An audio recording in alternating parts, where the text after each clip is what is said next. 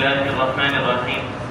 وعن أبي سلمة أن سليمان بن سخر ويقال له أن سلمان بن سخر ويقال له سلمة بن سخر البياضي جعل إبراته عليه كظهر أمه حتى ينزل رمضان، فلما مضى نصف من رمضان وقع عليها ليلا فأتى رسول الله صلى الله عليه وسلم فذكر ذلك له، فقال له رسول الله صلى الله عليه وسلم أعتق رقبة، قال لا أجدها، قال فصم شهرين متتابعين، قال لا أستطيع، قال أطعم 60 مسكينا، قال لا أجد. وقال رسول الله صلى الله عليه وسلم لفروة بن عمرو أعطيه ذلك العرق وهو مثل يأخذ 15 ساعا أو 16 ساعا ليطعم 60 مسكينا، رواه الترمذي. وعن أبي سلمة أن سلمان بن سخر ويقال له سلمة بن سخر البياضي جعل امرأته عليه كظهر أمه حتى يمضي رمضان، فلما مضى نصف من رمضان وقع عليها ليلا فأتى رسول الله صلى الله عليه وسلم فذكر ذلك له، فقال له رسول الله صلى الله عليه وسلم أعتق رقبة، قال لا أجدها، قال فصم شهرين متتابعين، قال لا أستطيع، قال أطعم 60 مسكينا، قال لا أجد. فقال رسول الله صلى الله عليه وسلم لفروة بن عمرو أعطه ذلك العرق وهو مثل يأخذ 15 ساعا أو 16 ساعا ليطعم 60 مسكينا، رواه الترمذي.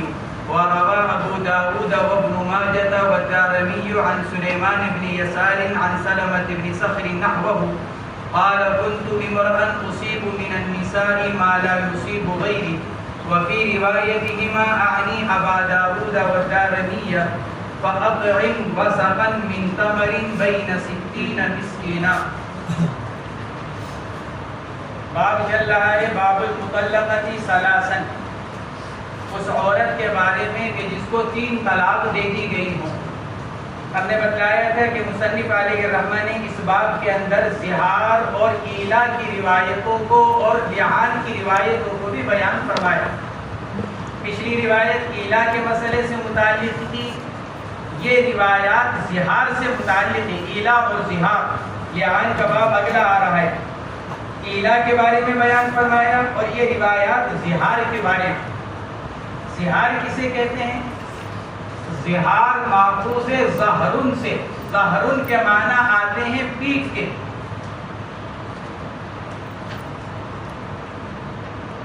اصطلاح شرع کے اندر زہار کہا جاتا ہے شوہر کا اپنی بیوی کو کسی ایسی محرمہ عورت کے ساتھ تشبیہ دینا جس کی حرمت ابدی ہو، وقتی نہ ہو، جیسے سالی ہے اور دوسری عورتیں ہیں. ابدی جیسے بیوی کو ماں کے ساتھ تشبیہ دینا، بیوی کو بہن کے ساتھ تشبیہ دینا، بیوی کو دادی یا نانی کے ساتھ تشبیہ دینا، بیوی کو خالہ یا پھوپھی کے ساتھ تشبیہ دینا. وہ محرمہ عورتیں کہ جن کی حرمت ابدی ہے، ان کے ساتھ اپنی بیوی کو تشبیہ دینے کو زہار کہا جاتا ہے. اور اس کو زہار اس لیے کہتے ہیں کیونکہ زہار بمعنی زہر یعنی پیٹھ، چونکہ جانور کی پیٹھ پر سوار ہوا جاتا ہے، ایسے ہی بوقت جماع چونکہ عورت کے اوپر آدمی سوار ہوتا ہے، اس لیے گویا کہ تشبیہ دیا جا رہا ہے اس بارے میں کہ تمہارے سے جماع کرنا میرے لیے اس طرح حرام ہے جس طرح میرے لیے اپنی ماں سے جماع کرنا حرام. تو مجھ پر ایسی جیسے میری ماں کی پیٹھ. کیا مطلب ہوا؟ یعنی جس طرح میرے لیے میری ماں سے جماع کرنا حرام ہے، اسی طرح میرے لیے تمہارے سے بھی جماع کرنا حرام.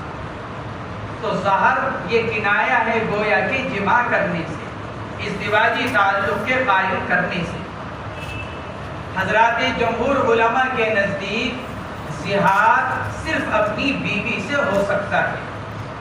حضرت امام مالک رحمۃ اللہ علیہ کے نزدیک اجنبی عورت سے بھی زہار کیا جا سکتا ہے. امام مالک رحمۃ اللہ علیہ یہ فرماتے ہیں اجنبیہ عورت کے ذریعے سے بھی زہار ہو سکتا ہے۔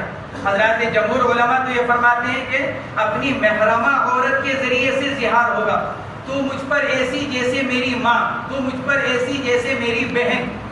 لیکن امام مالک یہ فرماتے ہیں کہ اگر آدمی اپنی بیوی کو کسی اجنبیہ عورت سے تشبیہ دے دے تو مجھ پر ایسی جیسے فلاں عورت جس عورت کا اس مرد سے کوئی رشتہ نہیں، تو امام مالک فرماتے ہیں جب بھی زہار درست ہو جائے گا۔ گویا کہ خلاصہ یہ نکلا کہ جمہور علماء کے نزدیک زہار کے صحیح ہونے کے لیے حرمت کا مؤبدہ ہونا ضروری ہے، اور امام مالک کے نزدیک موقتہ بھی کافی ہے، کیونکہ جس اجنبی عورت کے ساتھ تشبیہ دے رہا ہے اس کی حرمت وقتی ہے، اگر اس سے نکاح کر لے تو حرمت ختم ہو گئی۔ اس لیے امام مالک رحمۃ اللہ علیہ کے نزدیک اجنبی عورت کے ذریعے سے بھی زہار کیا جا سکتا ہے۔ جمہور علماء وہی فرماتے ہیں کہ اپنی محرمہ عورت کے ساتھ ہی زہار درست ہے۔ حضرت امام شافعی رحمۃ اللہ علیہ کا ایک قول تو حنفیہ کے ساتھ ہے کہ زہار کے صحیح ہونے کے لیے محرمات کے ساتھ تشبیہ ضروری ہے، اور دوسرا قول امام شافعی رحمۃ اللہ علیہ کا یہ نقل کیا گیا کہ زہار جب صحیح ہوگا جب آدمی یا تو اپنی ماں کے ساتھ تشبیہ دے یا صرف اپنی دادی کے ساتھ تشبیہ دے۔ بس یہ دو محرم عورتیں ایسی ہیں کہ اگر ان کے ساتھ اگر تشبیہ دیتا ہے تو زہار صحیح ہوگا۔ ان دو محرمہ عورتوں کے علاوہ اگر کسی اور عورت کے ساتھ تشبیہ دیتا ہے جیسے بہن، دادی، نانی، خالہ، پھوپھی، یعنی وہ عورتیں کہ جن کی حرمت ابدی ہے، ان کے ساتھ بھی تشبیہ دینے سے امام شافعی کا ایک قول یہ ہے کہ زہار درست نہیں ہوگا۔ یہ امام شافعی رحمۃ اللہ علیہ کا دوسرا قول یہ ہے، اور یہ بتلا ہی دیا کہ یہ زہار حرمت کا ایک لطیف اشارہ ہے۔ زہار کے ذریعے سے گویا کہ آدمی اپنی بیوی کو اپنے اوپر حرام کرتا ہے۔ زہار کے ذریعے سے یہ حرمت کا ایک بہت لطیف کنائی اشارہ کہ آدمی اپنی بیوی کو اپنے اوپر حرام کر رہا ہے۔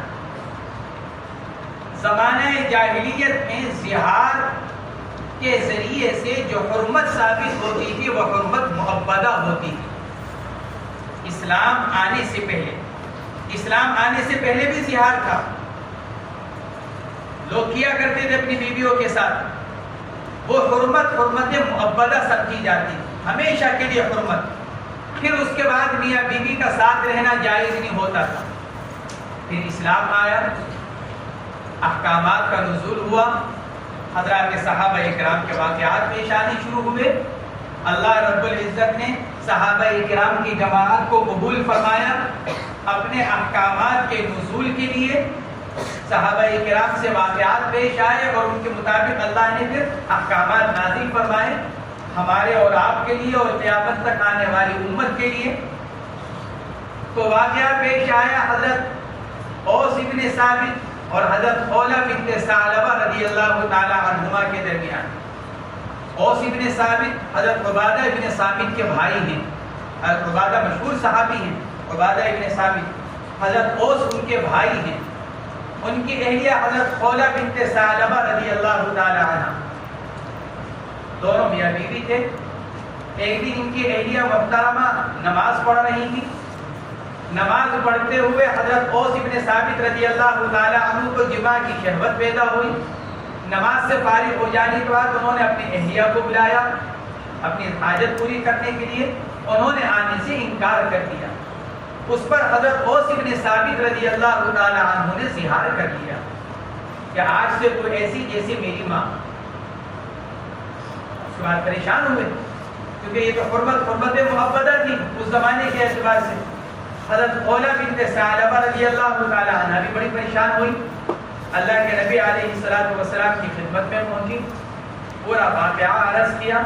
اللہ کے نبی علیہ السلام نے ارشاد فرمایا کہ تم تو اپنے شوہر پر ہمیشہ کے لیے حرام ہو گئی، اس کے علاوہ اور کوئی حکم نہیں، یہی حکم ہے کہ تم اپنے شوہر پر حرام ہو گئی۔ انہوں نے عرض کیا یا رسول اللہ میری جوانی گزر گئی، میرے بچے ہو گئے، میرا سارا مال و دولت ختم ہو گیا، اب میں ان سے الگ ہو کر کیا کروں گی؟ میری عمر ایسی نہیں رہی کہ میں دوسرا نکاح کر لوں، میرے بچے ہیں، اگر میں بچوں کو ان کے پاس چھوڑتی ہوں تو تربیت کیسے ہوگی؟ اور اگر بچے میرے پاس رہتے ہیں تو کھائیں گے کہاں سے؟ ضائع ہو جائیں گے۔ میرا اوپر بڑھاپا آ گیا، جوانی گزر گئی۔ وہ عرض کرتی رہی، اللہ کے نبی علیہ السلام ان کو وہی جواب دیتے رہے کہ بھئی تمہارے بارے میں اس کے علاوہ اور کوئی حکم نہیں ہے کہ تم اپنے شوہر پر ہمیشہ کے لیے حرام ہو گئے۔ جب کافی دیر ہو گئی تو پھر انہوں نے عرض کیا اچھی بات ہے اللہ کے رسول، جب آپ نہیں سنتے تو پھر اشکو اللہ، پھر اللہ سے اپنی بات رکھتی ہوں، اللہ کے سامنے اپنا شکوہ شکایت۔ چنانچہ پھر ایک طرف کو بیٹھ کر انہوں نے اللہ رب العزت کے ساتھ راز و نیاز شروع کیا کہ اللہ آپ تو سب کچھ جانتے ہیں، آپ کے نبی کے پاس آئی ہوں، آپ کے نبی تو بات سن نہیں رہے ہیں، آپ ہی میری بات کو سن لیجیے۔ اس پر اللہ رب العزت نے 28ویں پارے کی ابتدائی آیات نازل فرمائیں، قد سمع اللہ قول التي تجادلك في زوجها وتشتكي الى الله والله يسمع تحاوركما ان الله سميع عليم۔ اور اس کے بعد زہار کا مسئلہ، والذین یظاہرون منکم من نسائهم، یہ زہار کا مسئلہ نازل فرمایا۔ اور اس ان آیات کے نزول کے بعد حرمت تو رہی، لیکن وہ حرمت وقتی ہو گئی، پہلے ابدی تھی پھر وقتی ہو گئی۔ وقتی کا کیا مطلب؟ یعنی پھر قرآن نے یہ فرما دیا اور یہ کہہ دیا کہ جو آدمی اپنی بیوی کے ساتھ زہار کرے گا، بیوی اس کے اوپر حرام ہو جائے گی۔ کب تک؟ جب تک کہ اپنی اس بات کا کفارہ ادا نہ کرے۔ گویا کہ حرمت کو محدود کر دیا کفارے کی ادائیگی تک۔ جب تک کفارہ نہیں ادا کرے گا بیوی حرام رہے گی، جب کفارہ ادا کر دے گا بیوی اس کے لیے حلال ہو جائے گی۔ یہ ہے زہار۔ ان روایات کے اندر اسی مسئلے کو بیان فرمایا گیا۔ پھر زہار سے حنفیہ کے نزدیک جماع بھی حرام ہو جاتا ہے، دوائی جماع بھی حرام ہو جاتی ہے۔ شہوت کے ساتھ چھونا، بوسہ لینا، جس طرح جماع حرام، آدمی اگر اپنی بیوی سے زہار کر لے تو جماع حرام، دوائی جماع بھی حرام۔ حضرت امام شافعی وغیرہ یہ فرماتے ہیں صرف جماع حرام ہے، دوائی جماع حرام ہے۔ لہذا اگر آدمی اپنی بیوی کے ساتھ یعنی جس سے زہار کیا اس سے دوائی جماع کر سکتا ہے، اس کا بوسہ لینا، اس کو شہوت کے ساتھ چھونا۔ اور وہ اس کو قیاس کرتے ہیں کس کے اوپر؟ حائضہ کے اوپر اور صائمہ کے اوپر، اس کے اوپر قیاس کرتے ہیں۔ اور وہ یوں فرماتے ہیں کہ دیکھو حیض کی حالت میں اور روزے کی حالت میں جماع حرام ہے، لیکن دوائی جماع کی اجازت ہے۔ آدمی بوسہ لینا چاہے، شہوت کے ساتھ جسم کو ہاتھ لگانا چاہے کہ اجازت ہے، تو یہ حضرات اس کو قیاس کرتے ہیں حائضہ اور صائمہ کے اوپر۔ حنفیہ کی طرف سے اس کا جواب یہ دیا گیا کہ یہ قیاس درست نہیں ہے، اور اس کی وجہ یہ ہے کہ زہار شاذ و نادر ہوتا ہے،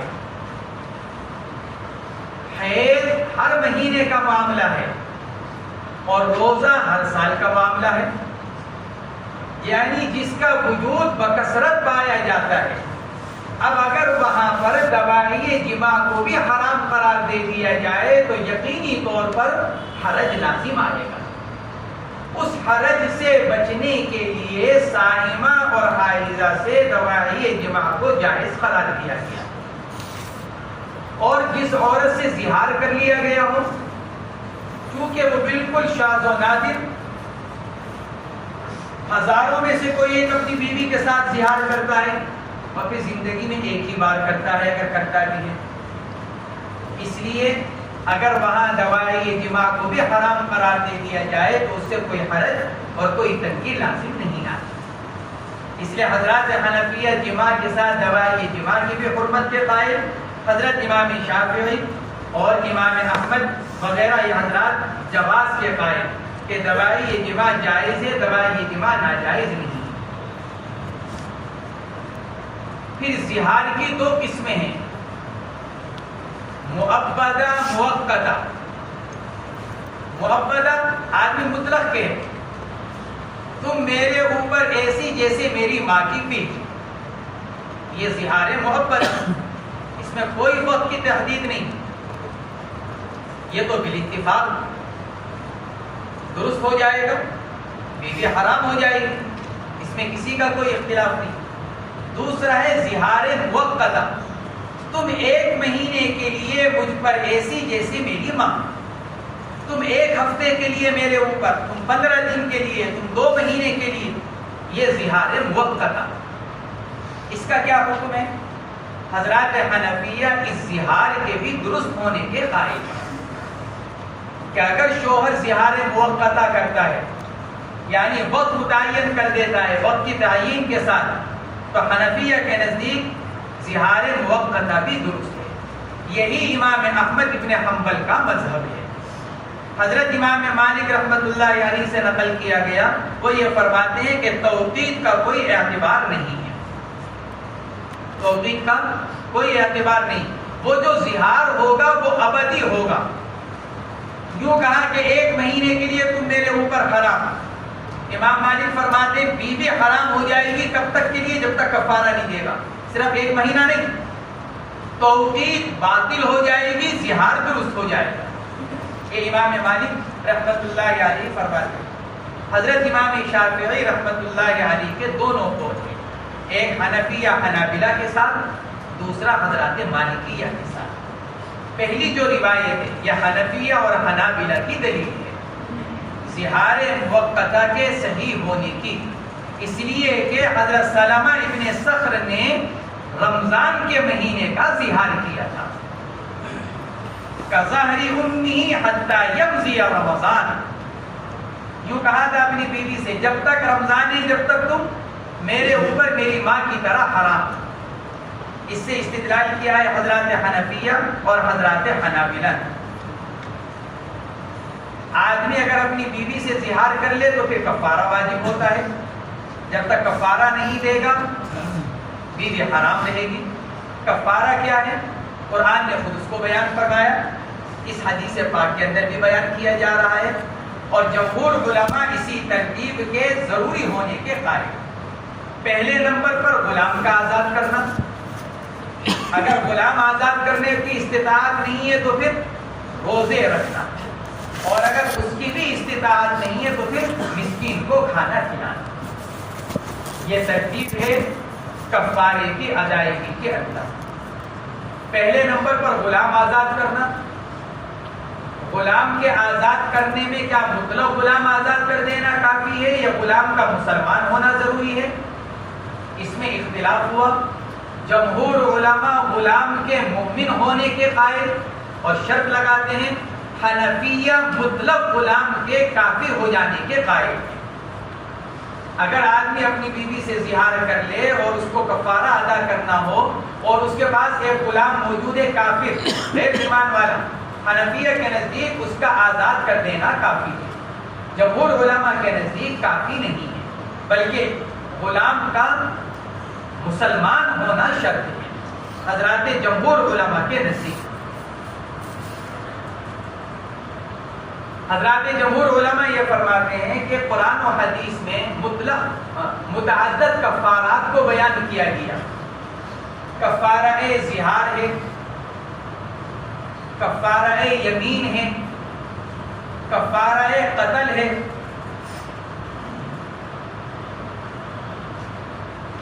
مؤمنا خطأ فتحریر رقبہ، قتل کفارہ، قتل کا کفارہ، ظہار کا کفارہ، یمین کا کفارہ، یہ کفارے بیان کیے گئے۔ حضرات جمہور علماء یہ فرماتے ہیں کہ ظہار کے باب کے اندر تو فرمایا گیا فتحریر رقبۃ من قبل ان یتماسا، بغیر کسی قید کے، فتحریر رقبۃ من قبل ان یتماسا، ایک غلام کو آزاد کرنا دوبارہ جماع کرنے سے پہلے۔ لیکن جب اللہ نے کفارہ قتل کو بیان کیا تو وہاں قید لگائی کس کی؟ مؤمنہ، فتحریر رقبۃ مؤمنہ، وہاں قید لگائی ایمان والا ہونے کی۔ حضرات جمہور علماء یہ فرماتے ہیں کہ بعض کے اندر مطلق ہے، بعض کے اندر مقید ہے، لہذا مطلق کو بھی مقید پر محمول کیا جائے گا۔ جن کفارات کے اندر رقبہ کے ساتھ مومنہ کی قید نہیں بیان کی گئی ان کو بھی محمول کیا جائے گا ان کفارات کے اوپر جن کے اندر مومنہ کی قید لگائی گئی ہے۔ یہ حضرات جمہور علماء فرماتے ہیں۔ حنفیہ کی طرف سے اس کا جواب یہ دیا گیا کہ یہ قیاس درست نہیں ہے، اور قیاس کے درست نہ ہونے کی وجہ یہ ہے کہ منصوصات میں ایک دوسرے پر قیاس نہیں ہوتا۔ غیر منصوص کو قیاس کیا جاتا ہے، منصوص کو قیاس نہیں کیا جاتا۔ جس بات کو صراحت کے ساتھ نص میں بیان کیا جا رہا ہے وہاں قیاس نہیں چلتا۔ قیاس وہاں چلتا ہے جہاں قرآن و حدیث میں صراحتاً کوئی حکم نہ بیان کیا گیا ہو، لہذا منصوصات میں قیاس نہیں ہوتا۔ حنفیہ یہ فرماتے ہیں کہ قرآن پاک کے اندر زہار کے اندر اللہ نے اس کو مطلق بیان کیا، اس حدیث پاک کے اندر اللہ کے نبی نے اس کو مطلق بیان کیا۔ فقال له رسول اللہ صلی اللہ علیہ وسلم اعتق رقبۃ، آپ نے کوئی مومنہ کی قید نہیں لگائی، آپ کو مطلق فرما رہے ہیں ایک غلام آزاد کرو۔ اگر غلام کا ایمان والا ہونا شرط ہوتا اللہ کے نبی مسئلہ بیان کرتے ہوئے آگے پوری تفصیل بیان کر رہے ہیں۔ اللہ کے نبی بھائی غلام آزاد کرو، اس جگہ غلام آزاد نہیں کر سکتا، فرمایا کہ روزے رکھو 2 مہینے کے، پیدر پہ کی قید لگا رہے، فصم شہرین متتابعین، تفصیل کے ساتھ بیان کر رہے ہیں اللہ کے نبی۔ عرض کیا کہ روزہ رکھنے کی استطاعت نہیں، ارشاد فرمایا اطعم 60 مسکینا، 60 مسکینوں کو کھانا کھلاؤ۔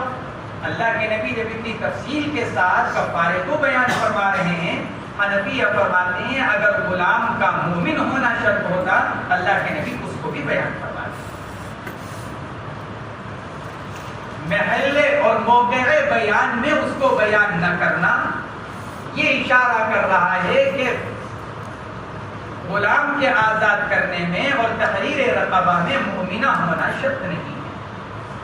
یا حنفیہ کی طرف سے اس کا یہ جواب دیا گیا۔ اگر غلام آزاد کرنے کی استطاعت نہ ہو تو پھر روزے رکھے گا، اور حضرات فقہاء کرام نے اس کی صراحت کی ہے کہ وہ 2 مہینے کے پیدر پہ روزے ایسے ہوں کہ جن میں رمضان نہ آتا ہو اور جن میں وہ ایام نہ آتے ہوں جن ایام میں روزہ رکھنا ممنوع ہے۔ کسی بھی وجہ سے درمیان میں ایک روزہ بھی چھوٹنا نہیں چاہیے۔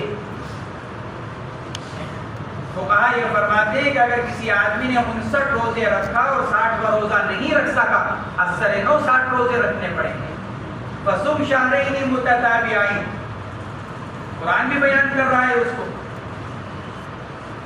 اب اگر آدمی 60 روزے بھی نہ رکھ سکے اپنی جسمانی کمزوری کی وجہ سے، بیماری کی وجہ سے، تو پھر تیسرا درجہ کیا ہے؟ 60 مسکینوں کو کھانا کھلانا۔ اب 60 مسکینوں کو کھانا کھلانا یہ تو اگر کسی کو ویسے ہی دیا جا رہا ہے تو پھر ایک مسکین کو ایک صدقہ فطر کی مقدار، ایک مسکین کو ایک صدقہ فطر کی مقدار، اور وہ صدقہ فطر کی مقدار کیا ہے حنفیہ کے نزدیک؟ نصف سا گیہوں یا 1 سا کھجور یا جو، یا حنفیہ کے نزدیک اگر گیہوں سے دے رہا ہے تو نصف سا تقریباً 1.25 کلو موجودہ زمانے کے اعتبار سے، اور اگر کھجور یا جو دیا جا رہا ہے تو تقریباً 3.5 کلو۔ یہ حنفیہ کا مذہب۔ حضرت امام شافعی وغیرہ یہ فرماتے ہیں کہ نہیں، نصف سا گیہوں کا ہو، کھجور کا ہو، جو کا ہو، نصف سا۔ یہ اس میں اختلاف ہے۔ اس پہلی روایت سے حضرت امام شافعی نے ہی استدلال کیا، کیونکہ روایت کے الفاظ ہیں فقال رسول اللہ صلی اللہ علیہ وسلم لفروۃ بن عمرو اعطه ذلك العرق وهو مثل يأخذ 15 ساعا۔ آپ نے حضرت فروہ ابن عمرو رضی اللہ تعالی عنہ سے فرمایا تھا کہ ان کو ایک ٹوکرا دے دو. عرق بمانا ٹوکرا. عرق کے معنی آتے ہیں رگ کے اور عرق کے معنی آتے ہیں ٹوکرے کے. پھل کھجور وغیرہ ٹوکرے میں ہی آتی ہے. حضرت امام شافعی وغیرہ کا مذہب یہ ہے کہ ربع سا، ایک مسکین کو ربع سا، چوتھائی سا دینا کافی ہو جائے. وہ یہ فرماتے ہیں کہ اللہ کے نبی نے فرمایا تھا کہ ان کو یہ ٹوکرا دے دو، اس میں کتنی سا کھجور ہے؟ یأخذ 15 ساعًا، 15 سا، اور تقسیم کتنے پر کرنی ہے؟ 60 پر. تو 60 پر جب 15 کو تقسیم کیا جائے گا تو کتنا ہوگا؟ چوتھائی. 15 چوک 60. اس سے استدلال کیا ہے حضرت امام شافعی رحمۃ اللہ علیہ. حنفیہ کی طرف سے اس کا جواب یہ دیا گیا، یہ اللہ کے نبی نے ان کے تعاون کے لیے دیا تھا. یہ تھوڑی مطلب تھا کہ بس اتنا ہی ہے کفارہ. انہوں نے چونکہ یوں کہا تھا میرے پاس کچھ نہیں ہے، اس لیے اللہ کے نبی نے فرمایا بھائی یہ دے دو ان کو، باقی اپنے پاس سے لگائیں گے. بھائی کفارہ کو پورا ادا کرنا ہے. ایک سا کھجور کے اعتبار سے تھوڑا ہماری طرف سے تعاون ہو جائے گا. چنانچہ بعض روایات کے اندر اس کی صراحت ہے کہ دیگر حضرات نے یہ عرض کیا تھا یا رسول اللہ کیا ہم بھی ان کو کچھ دے دیں تعاون کے لیے؟ آپ نے فرمایا تو. اس سے معلوم ہوا کہ اللہ کے نبی علیہ السلام کا یہ فرمانا اور یہ دینا یہ کفارے کی ادائیگی کے طور پر نہیں تھا، بلکہ یہ ان صحابی کے تعاون کے طور پر تھا. لہذا اس سے یہ استدلال درست نہیں ہوگا کہ کفارے کے اندر ربع سا ایک مسکین کو دے دینا کافی ہوگا. یہ مصنف نے ان دو روایت کے اندر، بلکہ پہلی روایت کے اندر یہ ساری تفصیل بیان کروائی. ابو سلمہ فرماتے ہیں کہ سلمان ابن صخر، بعض نسخوں میں سلیمان ابن صخر، لیکن صحیح سلمان ہے، سلیمان تصغیر کے ساتھ نہیں، سلمان ابن صخر. راوی فرماتے ہیں ان کو سلمہ ابن صخر بھی کہا جاتا ہے. حضرت سہارنپوری رحمۃ اللہ علیہ نے بذل المجہود میں لکھا وہو الاصح، سلمہ ابن صخر ہی زیادہ بہتر ہے. راوی تو کہہ رہے ہیں ان سلمان ابن صخر ویقال له سلمہ ابن صخر، نام تو لے رہے ہیں سلمان ابن صخر، لیکن فرماتے ہیں کہ ان کو سلمہ ابن صخر بھی کہا جاتا ہے. فرماتے کہ یہی زیادہ بہتر ہے، زیادہ صحیح سلمہ ابن صخر. البیاضی، البیاض یہ بنو زریق کا ایک شاخ ہے. بیاضہ، بنو زریق قبیلہ، اس کی ایک شاخ بیاضہ کہلاتی ہے. اور یہ بنو زریق انصار کا ایک قبیلہ ہے، انصاری ہی. اس کی طرف نسبت کرتے ہوئے ان کو البیاضی کہا گیا. جعل امرأته علیہ کظہر امہ، انہوں نے اپنی بیوی کو اپنے اوپر ایسا کر لیا تھا جیسا کہ ان کی ماں کی پیٹھ، یعنی زہار کر لیا تھا. حتی یمضی رمضان، کتنی مدت کے لیے؟ 1 مہینہ، رمضان. بین السطور لکھا ہے فیہ دلیل علی صحت الزہار المؤقت، گویا کہ یہ حنفیہ اور حنابلہ کی دلیل بنی جو زہار موقت کے صحیح ہونے کے قائل ہیں. فلما مضى نصف من رمضان، ابھی آدھا ہی رمضان گزرا تھا، اپنے اوپر قابو نہیں پا سکے صحابی، بیوی سے جماع کر لیا. وقع علیہا لیلا، زہار تو کیا تھا 1 مہینے کا کہ 1 مہینے تک تم سے جماع نہیں کروں گا تو میرے اوپر حرام، لیکن آدھا ہی رمضان گزرا تھا کہ بیوی سے جماع کر لیا، حرام ہے. وقع علیہا لیلا، بیوی کے اوپر واقع ہو گئے رات میں، یعنی اس سے جماع کر لیا. رات کے قید اس لیے کیونکہ دن میں تو روزہ ہے، رمضان چل رہا ہے.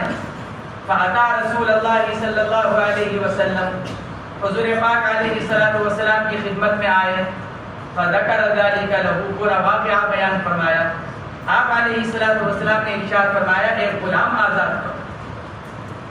عرض کیا لا اجدها، اللہ کے رسول میرے پاس تو کوئی غلام نہیں، یا غلام کی قیمت کا مالک نہیں، دونوں باتیں ہو سکتی، لا اجدها اے لا اجد عین الرقبہ یا لا اجد قیمت الرقبہ، یعنی نہ تو میرے ملک میں کوئی غلام، نہ میرے پاس اتنا روپیہ کہ میں غلام خرید کر آزاد کر دوں، لا اجدها قال فصم شهرين متتابعين، ارشاد فرمایا کہ 2 مہینے کے پے در پہ روزے رکھو، قال لا استطيع، اس روایت کے اندر تو اجمال ہے، اختصار ہے، دوسری روایت کے اندر ہے کہ یا رسول اللہ میں 15 دن صبر نہیں کر سکا، میں نے تو بیوی کو 1 مہینے کے لیے حرام کیا تھا اپنے اوپر، میں 15 دن صبر نہیں کر سکا، میں نے جماع کر لیا، 2 مہینے کیسے گزرے گے؟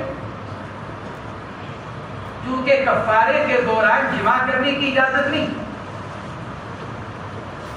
فصوم شہرین فصیام شہرین متتابعین من قبل ان یتماسا، وہاں پر بھی یہی حکم ہے، اس لیے انہوں نے عرض کیا یا رسول اللہ لا استطیع، لا استطیع کا مطلب یہ نہیں کہ وہ بیمار تھے، کمزوری کی وجہ سے روزہ رکھنے کی طاقت نہیں، شہوت کی کثرت اور شدت جماع کی وجہ سے انکار کر رہے ہیں۔ ابو داؤد شریف کی روایت کے الفاظ ہیں اصیب من النساء ما لا اصیب غیری، میرے اندر اتنی شہوت ہے کسی اور کے اندر اتنی شہوت نہیں، اس لیے میں نے یہ عرض کیا کہ اللہ کے نبی میں اس کی طاقت نہیں رکھتا کہ 2 مہینے بیوی سے دور رہ کر گزار، یہ عرض کیا صحابی، قال اطعم 60 مسکینا، ارشاد فرمایا کہ 60 مسکینوں کو کھانا کھلاؤ، 60 مسکینوں کو کھانا کھلانا 2 وقت کا، 1 دن کا کھانا ہے، اب چاہے آدمی صبح شام کا کھانا کھلا دے، اور چاہے آدمی 2 دن دوپہر کا کھانا کھلا دے، اور چاہے آدمی 2 دن شام کا کھانا کھلا دے، اس کو اختیار کی چیز ہے کہ 2 وقت کا پیٹ بھر کر کھانا کھلانا، پیٹ بھر کر کھانا کھلانے کا مطلب ہی کہ بھوکے کو کھانا کھلانا، ایسوں کو نہیں کہ جن کا پیٹ بھرا ہوا ہے۔ آپ کو معلوم ہے کہ ان لوگوں نے ابھی کھانا کھایا، مدرسے میں 11 بجے کھانا تقسیم ہو گیا تھا، لڑکوں نے بھی کھانا کھایا ہے، اور پھر آدمی آ کر یوں کہے کہ جی ذرا سا 10 لوگوں کو بھیجنے میں دعوت کرنا چاہا، تو وہ کتنا کھائیں گے؟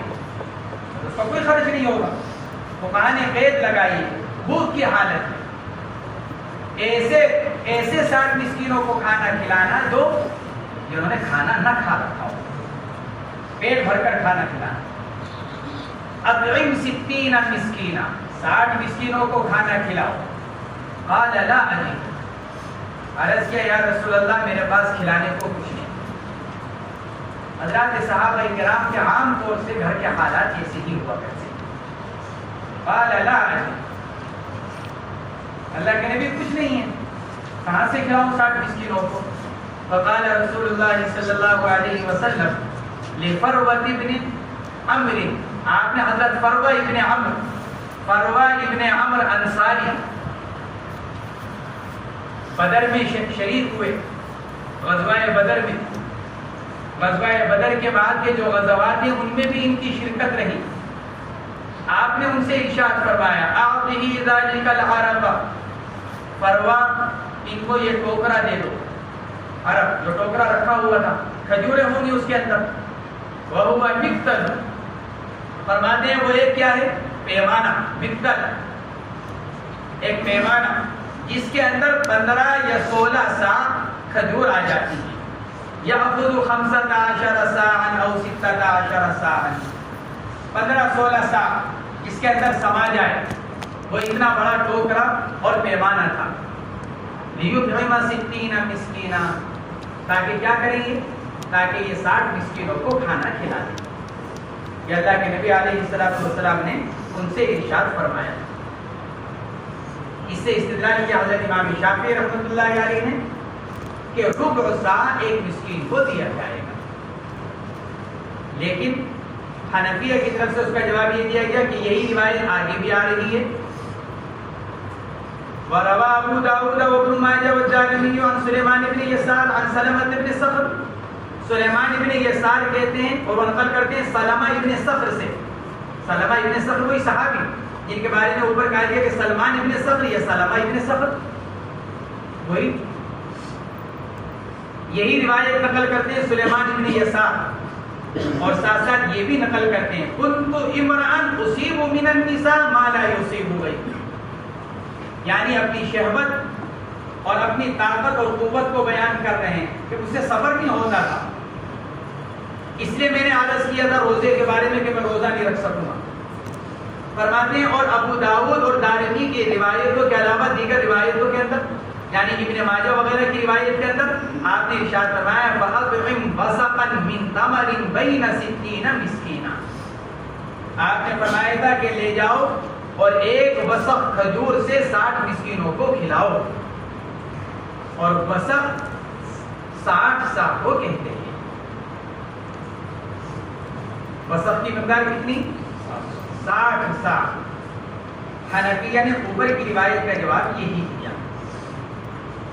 اوپر اللہ کے نبی علیہ السلام نے جو ان کو ٹوکرا دیا تھا جس میں 15 سا تھی، وہ بطور تعاون تھا، ورنہ اللہ کے نبی فرما رہے ہیں اطعم وسقا من تمر بین 60 مسکینا، ایک وسق کھجور اور وسق 60 سا، گویا کہ ہر مسکین کو 1 سا، اور حنفیہ اسی کے قائل ہیں۔ اس لیے حضرات حنفیہ فرماتے ہیں کہ اوپر کی روایت سے ربع سا کفارے کی مقدار پر استدلال کرنا درست نہیں ہے۔ حضرت قوس بن ثابت، حضرت خولہ بن ثعلبہ رضی اللہ تعالی عنہما کے بارے میں علماء نے لکھا ہے کہ وہ زہار اسلام کا سب سے پہلا زہار تھا۔ حضرت قوس بن ثابت نے جو اپنی اہلیہ محترمہ سے زہار کیا تھا، وہ سب سے پہلا زہار تھا جو اسلام کے اندر ہوا۔ وعن سليمان بن يسار عن سلمة بن صخر رضي الله تعالى عنه عن النبي صلى الله عليه وسلم في المظاهر يواقع قبل أن يكفر قال كفارة واحدة رواه الترمذي وابن ماجه۔ دوسرا ایک جواب بھی دیا کیا اوپر کی روایت کا؟ حنفیہ نے دوسرا جواب یہ دیا ہے کہ عرق جس کی مقدار اس روایت کے اندر 15 سا بیان کی جا رہی ہے، عرق کی مقدار 30 سا بھی بیان کی گئی ہے۔ عرق 30 سا، اب اگر اس کی مقدار 30 سا مراد دی جائے تو آپ کی بھی دلیل نہیں رہی، کیونکہ آپ کے نزدیک ربع سا کافی ہے اور اللہ کے نبی 30 سا دے رہے ہیں، اور جب وہ 30 سا دے رہے ہیں تو پھر آدھا سا ہوا، تو یہ تو ربع سا سے زیادہ ہو گیا۔ نیز اس کے علاوہ جب اللہ کے نبی علیہ السلام نے ان کو یہ دیا تھا تو حضرت خولہ رضی اللہ تعالی عنہ نے یہ عرض کیا تھا یا رسول اللہ انی اعینہ بعرق آخر۔ حضرت خولہ کی تو اپنی زندگی کا سوال تھا نا، کفارہ شوہر کو دینا ہے، لیکن زندگی کا سوال حضرت خولہ کا، اس لیے تو اتنی پریشان ہو رہی کہ اللہ کے نبی کے پاس بیٹھ کر بار بار عرض کر رہی تھی، اور انہی کے بارے میں انہی کی وجہ سے آیات شریفہ کا نزول بھی ہوا۔ تو جب یہ کفارہ نازل ہوا اور شوہر کہہ رہے میرے پاس کچھ نہیں، پھر ان کو فکر پیدا ہوئی کہ کوئی اور حکم نازل نہ ہو جائے، اس لیے عرض کیا یا رسول اللہ انی اعینہ بعرق آخر، اے اللہ کے نبی ایک ٹوکرا تو آپ نے دے دیا، ایک ٹوکرے کا انتظام میں کر دے دوں ان کو کفارے کی ادائیگی کے لیے۔ حضرت خولہ بنت ثعلبہ رضی اللہ تعالی عنہا نے عرض کیا، آپ نے ارشاد فرمایا قد احسنتی اذهبی، اچھی بات کہی تم نے، جاؤ اور جا کر لا کر دے دو ان کو تاکہ ان کو کھلا دیں۔ یا علیہ السلام نے ارشاد فرمایا، خلاصہ وہی ہے کہ اللہ کے نبی علیہ السلام کا یہ دینا بطور تعاون ہے۔ اس روایت کے اندر ایک دوسرا مسئلہ بیان کیا گیا۔ سلیمان ابن یسار حضرت سلمہ ابن صخر سے روایت کرتے ہیں۔ حضرت امام بخاری رحمۃ اللہ علیہ کی رائے یہ ہے کہ سلیمان ابن یسار نے کہا حضرت سلمہ ابن صخر سے سماع ثابت نہیں ہے، گویا کہ روایت کے اندر انقطاع ہے، درمیان میں کوئی ایک راوی ہے جس کو چھوڑ دیا گیا۔ امام بخاری رحمۃ اللہ علیہ کی رائے یہ ہے کہ سلیمان ابن یسار نے حضرت سلمہ ابن صخر سے براہ راست نہیں سنا۔ سلمہ ابن صخر نبی کریم علیہ السلام سے نقل فرماتے ہیں کہ المظاہر زہار کرنے والے کے بارے میں جو جماع کر لے کفارہ دینے سے پہلے، یہ مسئلہ ہے، ایک آدمی نے اپنی بیوی سے زہار کر لیا، اس کے بعد قبل اس کے کہ کفارہ ادا کرتا بیوی سے جماع کر لیا. یہ سے اوپر کا مسئلہ بھی گزرا، اوپر کی روایت کے اندر بھی یہی ہے کہ انہوں نے زہار کیا، پھر اس کے بعد مدت پوری ہونے سے پہلے جماع کر لیا. سوال یہ پیدا ہوتا ہے کہ مظاہر اگر کفارہ دینے سے پہلے جماع کر لے تو کیا اس کے اوپر الگ سے کوئی اور جزا بھی واجب ہوگی؟ کچھ اور کفارہ بھی آئے گا. ایک تو زہار کی وجہ سے کفارہ ہے، غلام یا 60 روزے یا 60 مسکینوں کو کھانا کھلانا، لیکن کفارہ ادا کرنے سے پہلے اگر جماع کر لیتا ہے تو کیا دوسرا کوئی اور کفارہ بھی ذمے میں آئے گا؟ اس روایت کے اندر اسی کو بیان کیا گیا. آپ علیہ الصلوۃ والسلام نے ارشاد فرمایا فی المظاہر یوافع قبل ان یکفر، اس مظاہر کے بارے میں جو جماع کر لے کفارہ دینے سے پہلے. کیا فرمایا؟ قال کفارۃ واحدہ، آپ نے ارشاد فرمایا کہ نہیں، اس کے اوپر بس ایک ہی کفارہ لازم ہے. اگرچہ ایسا کرنا حرام ہے کیونکہ مظاہر پر کفارہ دینے سے پہلے جماع بالاتفاق اور دوائی جماع عند الاحناف حرام ہے. اب اگر وہ کرتا ہے تو حرام کام کا ارتکاب کرتا ہے، گناہ گار ہوگا. لیکن اگر کر لیا تو جمہور علماء کے نزدیک الگ سے کوئی اور کفارہ اس کے اوپر واجب نہیں ہوگا. اس روایت کے اندر جو اللہ کے نبی نے ارشاد فرمایا قال کفارۃ واحدہ، حضرات جمہور علماء یعنی ائمہ اربعہ کا مذہب یہی ہے کہ الگ سے کوئی اور کفارہ واجب نہیں ہوگا.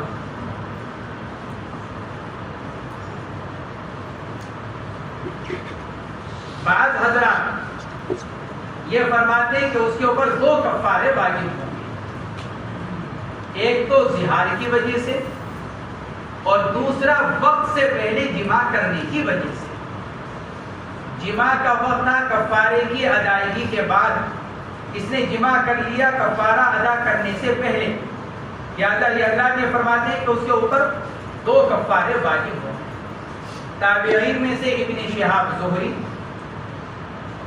عبد الرحمن ابن مہدی، سعید بن جبیر اور حضرات صحابہ کرام میں سے حضرت عبداللہ ابن عمرو ابن العاص، ان حضرات کا مذہب یہی ہے کہ کفارے سے پہلے اگر جماع کر لیتا ہے تو اس کے اوپر 2 کفارے ذمے میں واجب ہوں. یہ حضرات یہ فرماتے ہیں. یہ روایت جمہور علماء کا مذہب ہے. اس کے علاوہ اگلی روایت بھی جمہور علماء کا مستدل، جو اگلی روایت بیان کی جا رہی ہے فصل ثالث کی، حضرت اکرمہ ابن عباس رضی اللہ تعالی عنہما سے نقل کرتے ہیں ان رجلا ظاہر من امرأته، ایک آدمی نے اپنی اہلیہ سے زہار کر لیا، فغشیہا قبل ان یکفر، پھر ان سے جماع کر لیا کفارہ دینے سے پہلے. فأتی النبی صلی اللہ علیہ وسلم، حضور پاک علیہ الصلوۃ والسلام کی خدمت میں حاضر ہوئے. فذکر ذلک لہ، آ کر عرض کیا یا رسول اللہ ایسا ہو گیا، میں نے اپنی بیوی سے زہار کیا تھا، اس کے بعد پھر کفارہ ادا کرنے سے پہلے اس سے قربت کر لی، اب کیا کروں؟ فقال ما حملک علی ذلک، ارے بھائی جب تم نے اس کو اپنے اوپر حرام کیا تھا، زہار کیا تھا، پھر اس سے قربت کرنے پر کس چیز نے تم کو آمادہ کیا؟ کیوں تم اپنے اوپر قابو نہیں رکھ سکے؟ ما حملک علی ذلک؟ قال یا رسول اللہ رأیت بیاض حجلیہا، ہا کا کسرہ ہا کا فتحہ دونوں طرح اس کو پڑھا گیا. حجر کے معنی آتے ہیں پاؤں میں پہنے جانے والی پازیب، عورتیں جو پاؤں میں زیور پہنتی ہیں پازیب جس کو کہتے ہیں، حجر کے معنی اسی کے آتے ہیں. صحابی نے جواب میں عرض کیا یا رسول اللہ رأیت بیاض حجریہا فی القمر، اللہ کے نبی چاند نکلا ہوا تھا، چاندنی رات کی، اس چاندنی رات میں بیوی کی ٹانگوں پر نظر پڑی، نہیں قابو رکھ سکا، پنڈلیاں کھلی ہوئی تھی، چاند کی سفید روشنی میں بیوی کی جب بجلیاں نظر آئیں تو میں اپنے اوپر قابو نہیں رکھ سکا. یہ انہوں نے اپنا عذر بیان کیا کیونکہ اللہ کے نبی علیہ السلام نے فرمایا تھا کہ کفارہ دینے سے پہلے جماع کیوں کر لیا, تو اس کی وجہ بیان کی. فلم املک نفسی ان وقعت علیہا, فلم املک نفسی ان وقعت ای من ان وقعت, من محذوف, نہیں مالک رہا میں اپنے نفس کا اس بات سے کہ میں واقع ہو گیا اس کے اوپر, یعنی میں اپنے آپ کو روک نہیں سکا اس سے جماع کرنے سے.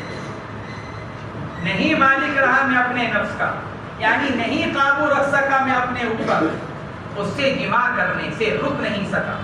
فضحک رسول اللہ صلی اللہ علیہ وسلم, اللہ کے نبی علیہ السلام مسکرانے لگے. وَأَمَرَهُ أَلَّا يَقْرَبَهَا حَتَّى يُكَفِّرَ, اور پھر یہ ارشاد فرمایا دوبارہ اس وقت تک جماع مت کرنا جب تک کہ زہار کا کفارہ ادا نہ کرو. اس روایت کے اندر بھی اللہ کے نبی نے کسی دوسرے کفارے کے بارے میں ارشاد نہیں فرمایا, بلکہ اسی کفارے کو بیان کرنے ادا کرنے کو فرمایا جو کفارہ زہار کی وجہ سے ذمے میں واقع. وَأَمَرَهُ أَلَّا يَقْرَبَهَا حَتَّى يُكَفِّرَ. موطا امام مالک کی روایت کے اندر آتا ہے أَمَرَهُ أَن يَكُفَّ عَنْهَا حَتَّى يَسْتَغْفِرَ اللَّهَ وَيُكَفِّرَ. آپ نے ان کو یہ حکم فرمایا کہ اپنی بیوی سے دور رہو اور استغفار کرو اور کفارہ ادا. استغفار کس پر؟ ناجائز کام کے ارتکاب پر, کیونکہ کفارہ ادا کرنے سے پہلے جماع کرنا ناجائز, تو ایک ناجائز کام کا ارتکاب کیا. اس لیے اللہ کے نبی علیہ السلام نے استغفار کا حکم فرمایا, اور چونکہ زہار کر رکھا ہے اس لیے اس کے کفارے کی ادائیگی کا حکم فرمایا. تو موطا امام مالک کی روایت میں اس کی صراحت ہے کہ اللہ کے نبی نے استغفار اور کفارہ دونوں کاموں کے کرنے کا حکم فرمایا. فرماتے ہیں کہ امام ابن ماجہ نے اس روایت کو نقل کیا, اور امام ترمذی نے بھی اس روایت کو نقل کیا, اور حدیث کو حسن صحیح غریب قرار دینے کے بعد امام ابو داؤد اور امام نسائی نے اس روایت کو مسند اور مرسل, جیسے ہم نے کہا ابھی کہ سلیمان ابن یسار کا سما سلمہ ابن صخر سے ثابت نہیں, تو بعض حضرات نے اس کو مسندن نقل کیا, بعض حضرات نے اس کو مرسلن نقل کیا, یعنی تابعی براہ راست اللہ کے نبی سے نقل کر رہے ہیں. فرماتے ہیں وقال النسائی المرسل اولا بالصواب من المسند. امام نسائی رحمۃ اللہ علیہ کی رائے یہ ہے کہ اس روایت کو مسند کے مقابلے میں مرسل قرار دینا زیادہ بہتر ہے.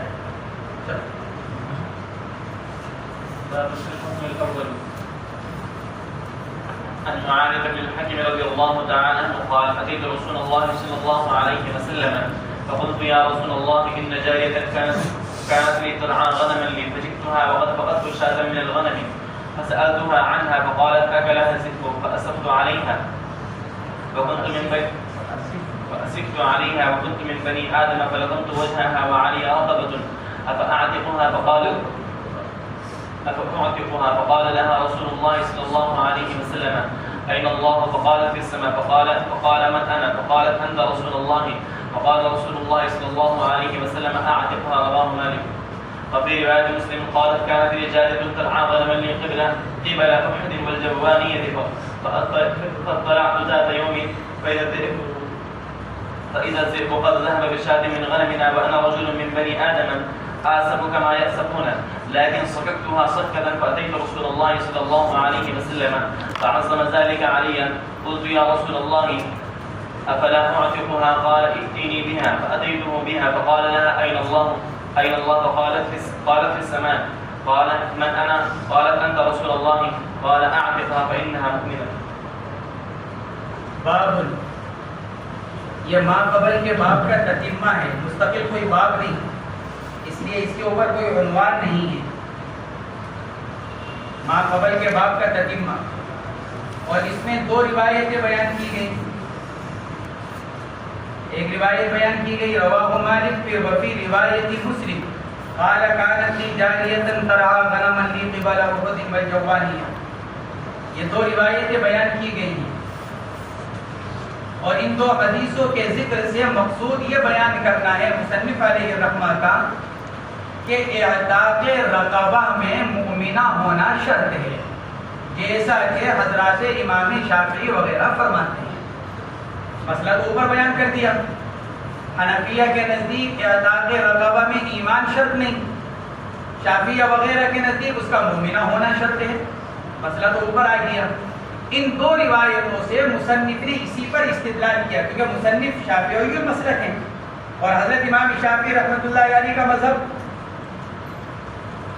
یہ ہے کہ مؤمنہ ہونا شرط ہے، اس لیے مصنف اس باب کے تحت میں وہی روایت لے کر آئے کہ جس سے اس آزاد کردہ باغی کا مؤمنہ ہونا ثابت ہو رہا ہے۔ ان روایات کے لانے سے مقصود یہی ہے۔ امام شافعی، امام مالک، امام احمد بن حنبل تینوں حضرات کا مذہب یہی ہے۔ تفصیل بتلائی جا چکی ہے۔ کفارات کے اندر کہیں مومنہ کی قید ہے، کہیں مومنہ کی قید نہیں ہے۔ جمہور علماء نے مطلق کو محمول کیا ہے مقید کے اوپر۔ حنفیہ کی طرف سے اس کا جواب یہ دیا گیا ہے کہ منصوصات کے اندر قیاس نہیں چلتا، اور حنفیہ نے استدلال کیا قرآن پاک کی آیت اور احادیث کے اطلاق سے، جس میں علی الاطلاق فرمایا جا رہا ہے فتحریر رقبہ اعتق رقبۃ، جس میں علی الاطلاق فرمایا جا رہا ہے، تو قرآن و حدیث کے اطلاق سے حضرات حنفیہ نے استدلال کیا کہ غلام کا مؤمن ہونا شرط نہیں۔ اس روایت سے استدلال کیا حضرات جمہور علماء نے۔ پہلی روایت پڑھو۔ حضرت معاویہ بن الحکم رضی اللہ تعالیٰ عنہ فرماتے ہیں کہ میں رسول اللہ صلی اللہ علیہ وسلم کی خدمت میں حاضر ہوا، میں نے عرض کیا ان جاریۃ کانت لی ترعی غنما لی، میری ایک باندی ہے جو بکریوں کو چراتی ہے، یعنی جنگل میں لے کر جاتی ہے، ان کی نگرانی کرتی ہے۔ فجئتها، ایک دن میں آیا، وقد عقدت شاۃ من الغنم، یا تو مجهول کا صیغہ اور شاۃ کو مرفوع پڑھا جائے، یا پھر فقدت شاۃ من الغنم متکلم کا صیغہ اور شاۃ کو منصوب پڑھا جائے۔ میں نے ایک دن بکریوں میں سے ایک بکری کو کم پایا، فسألتها عنها، میں نے اس بکری کے بارے میں پوچھا، اس نے کہا کہ بھیڑیے نے کھا لیا، اکلها الذئب، فأسفت علیہا، اسف یأسف باب سمع یسمع سے غمگین ہونا، رنجیدہ ہونا، آسف یوسف عیسیٰ باب افعال سے غصے ہونا، دونوں باب سے آتا ہے۔ اگر سمع یسمع سے ہے تو ہے رنجیدہ اور غمگین ہونا، اور اگر باب افعال سے ہے تو معنی ہے غصے ہونا، ناراض ہونا۔ فأسفت علیہا، مجھے بڑا رنج ہوا اس بکری کے بھیڑیے کے کھانے پر۔ فأسفت علیہا، اگر اسفت باب سمع سے ہے تو پھر علیہا اے علی الغنم، مجھے رنج ہوا کس کے؟ بکری کے مرنے پر۔ اور اگر باب افعال سے تو پھر علیہا اے علی الجاریہ، میں غصے ہوا اپنی باندی پر۔ اگر باب افعال سے تو علیہا کا مرجع باندی، اور اگر باب سمع سے تو علیہا کا مرجع بکری۔ فرماتے ہیں فأسفت علیہا وکنت من بنی آدم، اپنا جو آگے جو عمل کیا اس کے عذر کی تمہید بیان کر رہے ہیں۔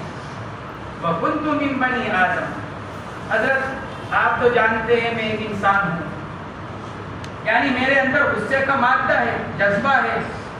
بعض اوقات انسان ہونے کے ناطے آدمی اپنے جذبات پر قابو نہیں رکھ پاتا۔ وَكُنْتُ مِن بَنِي آدم، واو حالیہ، وَكُنْتُ، اور حال یہ ہے کہ میں انسان ہوں۔ فَلَطَمْتُ وَجْهَهَا، میں نے کیا کیا غصے میں؟ اس کے چہرے پر تھپڑ مارا۔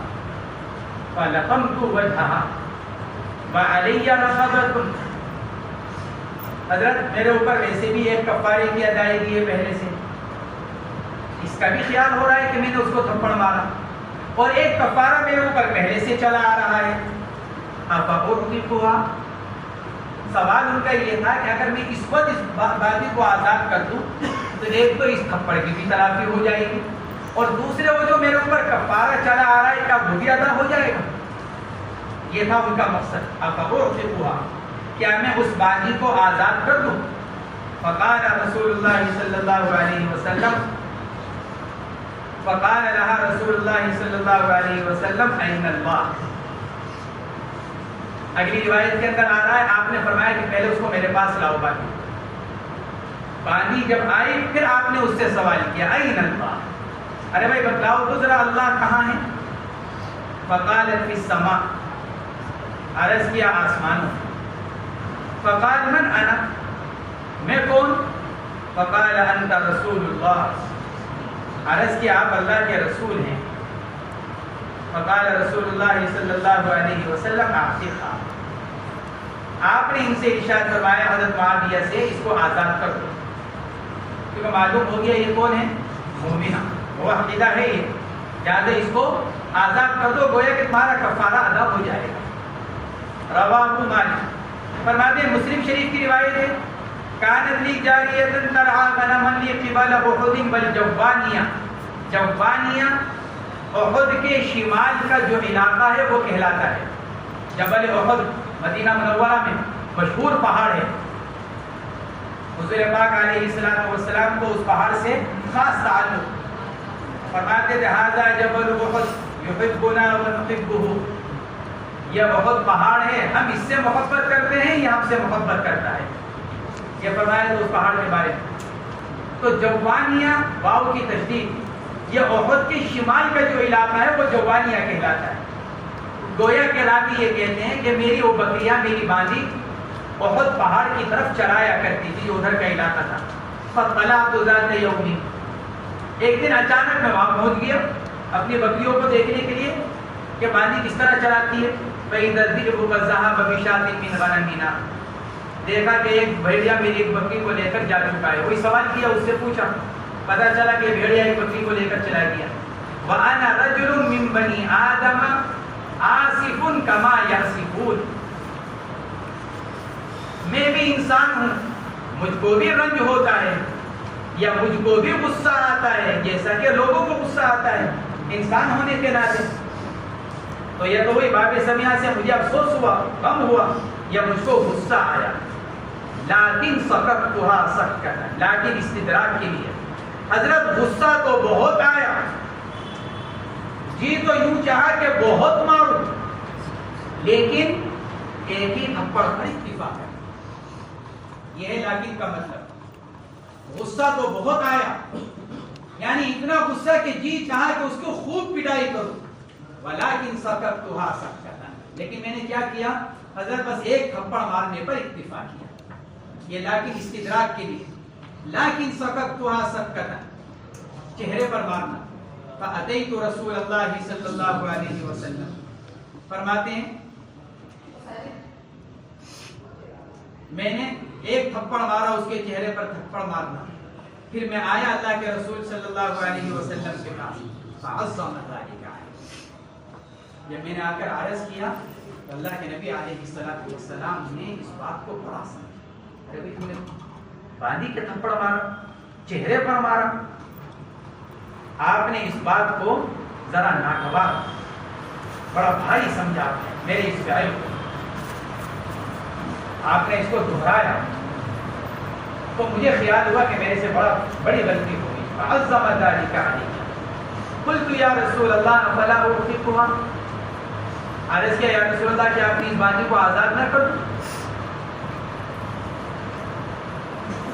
قال ائتنی بہا، فرمایا پہلے میرے پاس لے کر آؤ۔ اوپر معطا مالک کی روایت کے اندر تو یہ ہے کہ وہ یوں کہہ رہے ہیں کہ میرے اوپر پہلے سے ایک کفارہ ہے، اس لیے بھی آزاد کرنا چاہ رہا ہوں۔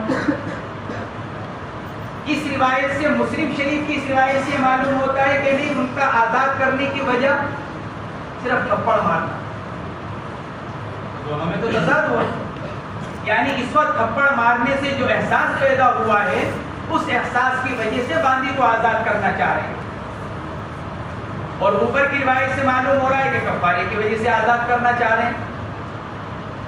حضرات محدثین نے لکھا ہے کہ اوپر کی روایت مفسر ہے، یہ روایت مجمل ہے.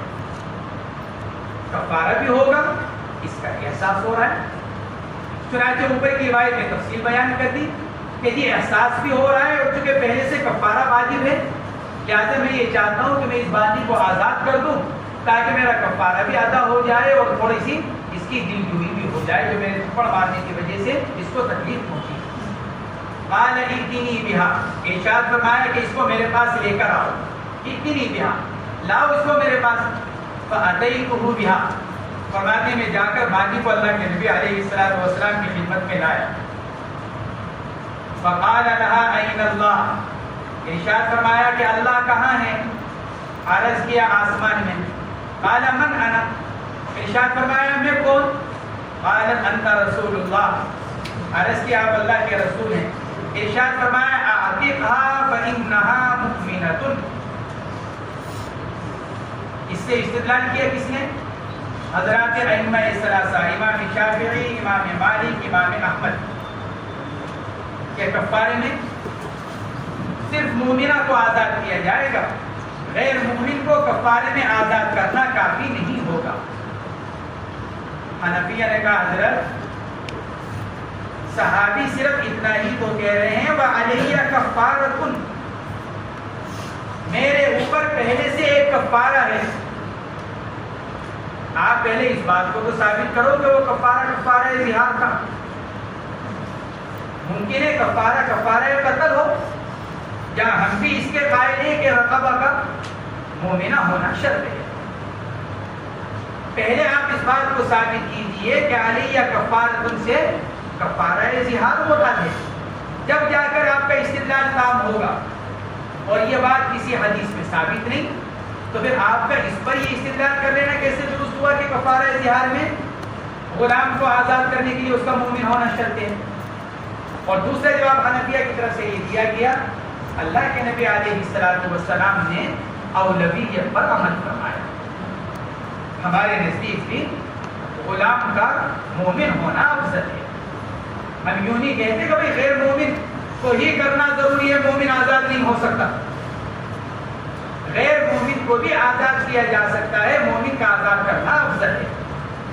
انہیں اللہ کے نبی علیہ الصلوۃ والسلام نے افضلیت اور اولویت پر عمل فرمایا. یہ حنفیہ کی طرف سے اس کا جواب یہ دیا گیا. اس روایت کے اندر ایک لفظ آیا، اللہ کے نبی علیہ الصلوۃ والسلام نے باندھی سے عرض کیا، باندھی سے ارشاد فرمایا تھا این اللہ. ارے بھائی ذرا یہ تو بتلاؤ کہ اللہ کہاں ہے؟ باندھی جواب میں کہہ رہی ہے فی السماء، اللہ کہاں ہے؟ اللہ آسمان ہے. اللہ تو جس طرح زمانے سے پاک ہے، اللہ اس طرح مکان سے بھی پاک ہے. زمان اور مکان تو مخلوق کے اعتبار سے ہے، خالق کے اعتبار سے زمان اور مکان نہیں ہے. اللہ کے لیے تو پھر مکان کو ثابت کیا گیا. قال فی السماء، اللہ تو آسمانوں میں ہے. موجودہ زمانے کے غیر مقلدین یہی کہتے ہیں، لمبے لمبے بیان ہوتے مسجد نبوی میں اس حدیث کے اوپر. حضرات غیر مقلدین کے ایک ایک گھنٹے کے، آدھے گھنٹے کے بیان اسی حدیث کے اوپر کہ اللہ کہاں ہے؟ اللہ آسمان میں. دلیل کیا ہے؟ یہ مسلم شریف کی روایت. باندھی نے کہا تھا کہ اللہ آسمان میں ہے. حضرات جمہور علماء یہ فرماتے ہیں کہ اللہ کے نبی نے ارشاد فرمایا این اللہ، اللہ کہاں ہے. اس میں لفظ اینا کا استعمال کیا گیا. لفظ اینا کے معنی میں استعمال ہوتا ہے. اینا کا استعمال کئی معنی. اینا اپنی اصل اور وضع کے اعتبار سے تو کسی چیز کی جگہ اور مکان ہی کے لیے آتا ہے. ایک معنی تو اس کے یہی ہے، کسی چیز کی جگہ اس کے مکان. لیکن اینا کے دوسرے معنی آتے ہیں آدمی کا مقام اور مرتبے کو معلوم کرنا. بعض اوقات لفظ آئینہ سے مراد یہ ہوتا ہے کہ فلاں آدمی کا مقام اور مرتبہ کیا ہے. چنانچہ جیسے ہم اردو میں پوچھتے ہیں ارے بھائی فلاں صاحب کیا ہمارا کام ہے, میں فلاں صاحب کو اپنا سفارشی بنا کر لے جانا چاہ رہا ہوں, ان کا فلاں منسٹر کے یہاں کیا بات چلے گی, ان کی سفارش قبول کریں گے, کیا حیثیت, کیا مقام, کیا مرتبہ. این فلان من الامیر, عربی کا اندر کہا جاتا ہے این فلان من الامیر, عربی فلاں کا امیر یہاں کیا درجہ ہے, تاکہ اس کے ذریعے سے ہم اپنا کام کرائیں, اپنی سفارش کرائیں.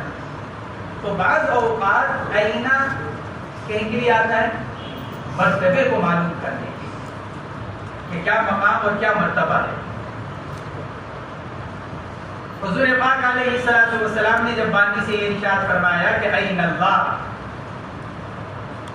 آپ کی مراد یہ نہیں تھی کہ اللہ کا مکان کیا ہے, بلکہ آپ کی مراد یہ تھی کہ اللہ کا درجہ تمہارے نزدیک کیا ہے,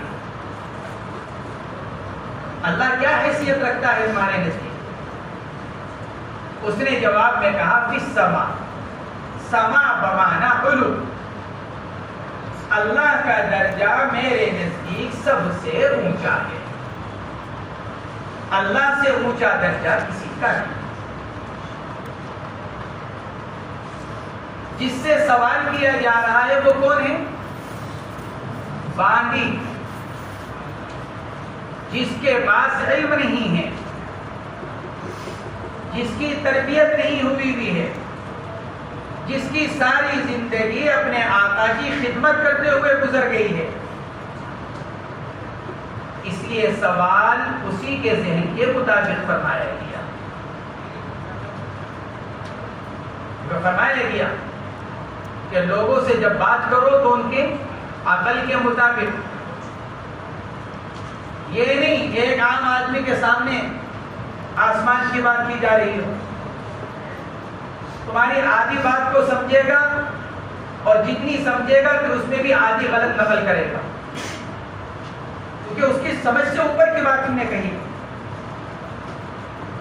اس لیے یہ اصول ہے شریعت کا, شریعت کا اصول کہ کیا کرو, لوگوں سے ان کی عقل کے مطابق بات کرو. عوام کا مجمع ہے تو ان کی سطح پر اتر کر بات کرو, خواص کا مجمع ہے تو ان کی سطح پر بات کرو, علماء کا مجمع ہے تو ان کی سطح پر بات کرو. تو حکم ہے. اللہ کے نبی علیہ الصلوۃ والسلام نے باندی سے سوال کیا اس کی سطح کے اعتبار سے, این اللہ, ارے بھائی تمہارے نزدیک اللہ کا کیا مقام ہے؟ قالت فی السما, سما کے معنی آتے ہیں بلندی کے. اس نے جواب میں کیا کہا کہ میرے نزدیک تو کیا ہے, اللہ کا درجہ سب سے اونچا ہے, اللہ کے درجے سے بڑھ کر میرے نزدیک کسی کا درجہ نہیں. گویا کہ اس حدیث پاک کے اندر لفظ آئینہ اپنے حقیقی معنی کے لیے نہیں, حقیقی معنی کیا؟ مکان.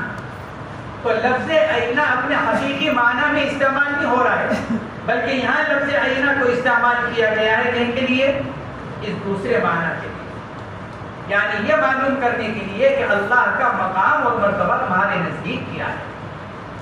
اس لیے اس نے اس کا یہ جواب عرض کیا.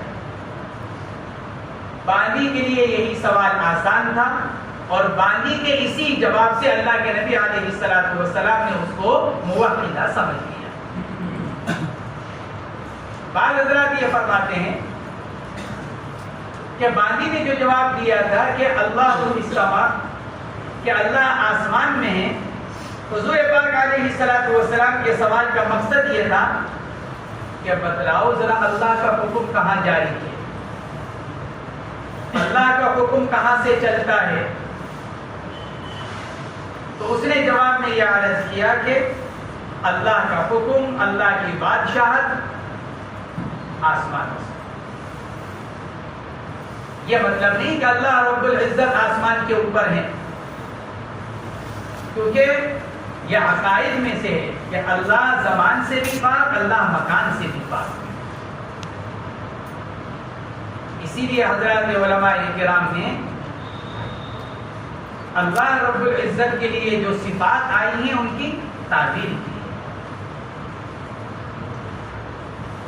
جہاں لفظ ید آیا وہاں اس سے مراد قبضہ اور قدرت کو لیا. جہاں لفظ وجہ آیا وہاں اس سے مراد ذات کو لیا.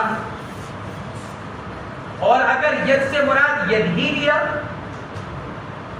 تو پھر کیا کہا کہ بھئی ید سے مراد ید، ہاتھ سے مراد ہاتھ. لیکن اللہ کے ہاتھ کی کیفیت لا یعلمہ الا اللہ، کیونکہ اللہ رب العزت کے لیے ہاتھ بھی آیا. اب اگر اس کو اس کے ظاہر پر رکھا جائے پھر بڑا مسئلہ ہوگا، کیونکہ اللہ کے لیے قرآن پاک میں ید کا لفظ مفرد بھی آیا، یدین تثنیہ بھی آیا اور ایدی جمع بھی آیا. ید اللہ فوق ایدیہم خلقت بیدی، میں نے اپنے دونوں ہاتھوں سے پیدا کیا آدم کو. قرآن میں اللہ فرما رہے ہیں. اور ایدینا سورہ یاسین کے اندر ایدینا ہمارے ہاتھ جمع کا صیغہ. اس لیے حضرات جمہور علماء ان میں تعبیر کرتے ہیں. یہاں باندی سے جو معلوم کیا گیا وہ یہ تھا کہ اللہ کا حکم، اللہ کی بادشاہت کہاں سے، اس کا اس نے جواب دیا. بعض حضرات یہ فرماتے ہیں کیونکہ اس وقت چاروں طرف کفر و شرک کا ماحول، پھر پاک علیہ السلام کا زمانہ، کفار مکہ، مشرکین مکہ، منافقین، یہود و نصارہ، چاروں طرف وہی ہیں. اس وقت جتنے مشرکین تھے وہ زمین کے اوپر دسیوں بتوں کے قائل تھے. یہ بھی معبود، یہ بھی معبود، یہ بھی معبود، یہ بھی معبود. اللہ کے نبی نے باندی سے پوچھا کہ اللہ کہاں؟ اس نے کہا آسمان میں. گویا کہ اس نے اس وقت کے زمین پر موجود سارے بتوں کی نفی کی. نہ میں اس کو معبود مانتی ہوں، نہ اس کو مانتی ہوں، نہ اس کو، نہ اس کو. ان سب کی نفی کر کر میں تو معبود مانتی ہوں اس کو جو جس کا حکم اوپر چلتا ہے. اس اعتبار سے اس کو موحدہ قرار دیا گیا. اس سے یہ لازم نہیں آتا کہ اللہ کے لیے مکان کو ثابت کیا گیا. اس لیے اس روایت سے یہ استدلال کرنا کہ اللہ آسمان پر ہے تو پھر تو اللہ کے لیے مکان ثابت ہوا. اور حضرات فقہاء کرام نے لکھا ہے جس نے اللہ کے لیے مکان کو ثابت کیا وہ کافر ہوا. عقائد کی کتابوں میں لکھا ہے. لہذا یہاں مراد کیا ہے؟ اللہ کا مقام، اللہ کا مرتبہ، اللہ کی بادشاہت، اللہ کے غیر کی نفی. باندی کے جواب سے مقصود یہی تھا. اللہ کے نبی علیہ السلام بھی اسی کو سمجھے، اس لیے اللہ کے نبی علیہ السلام نے اس باندی کو موحدہ قرار دیا.